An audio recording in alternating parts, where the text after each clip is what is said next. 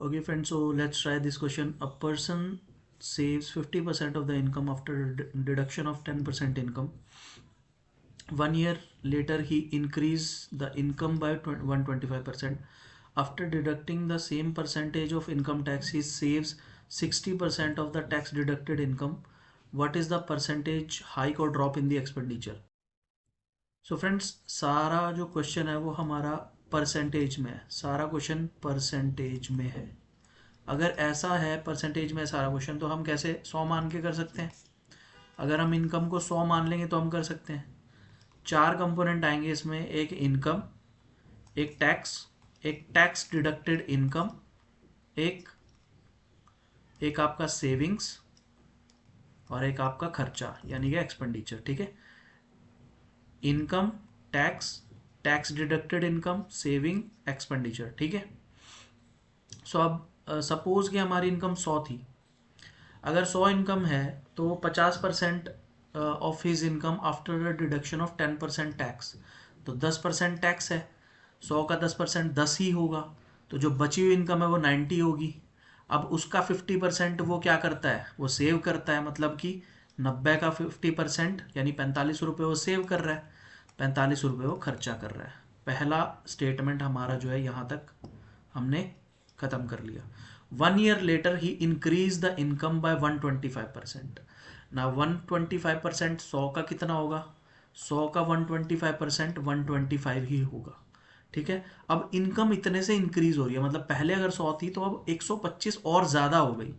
तो अब कितनी हो गई? 225. ठीक है. तो अब इनकम कितनी है? 225 रुपये. ठीक है. फिर से वही चीज़ क्या है? After deducting the same percentage of income tax.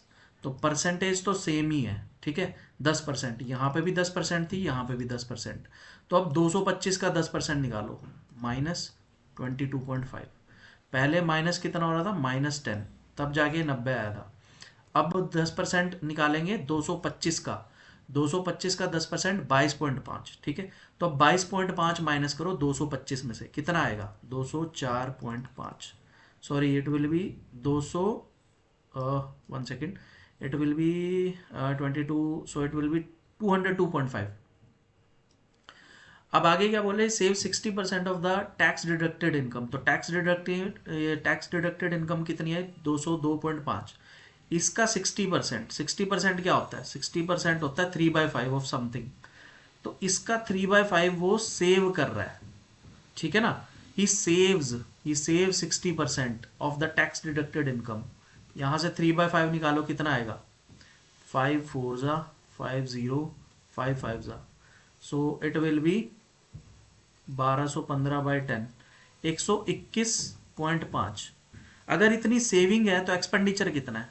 Minus कर लो 202.5 में से. इस इनकम में से सेव कितना किया? 121.5. तो बचा हुआ जो अमाउंट है वो आपका खर्चा होगा. ठीक है. तो कितना होगा? 81. ठीक है, 81 रुपीज़. अब वो पूछ रहा है कि परसेंटेज हाइक और ड्रॉप इन दी एक्सपेंडिचर. पहले खर्चा था 45, बाद में खर्चा हो गया 81, तो डेफिनेटली हाइक है. या तो 75% होगा या 80% होगा. ड्रॉप तो हो ही नहीं सकता, क्योंकि बढ़ गया ना खर्चा, हाइक ही हुआ है. तो कितना हाइक हुआ है? 81 माइनस 45. कितने पे हुआ है? 45 पे हुआ है. इंटू परसेंटेज में निकालना है तो इंटू 100. 81 minus 45 is 36.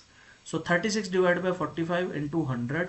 9 4 ज़ा 36, 9 5 ज़ा 45, 520. So it will be 80%. So answer is hike of 80%. Okay. So this is the solution of this question. Thank you.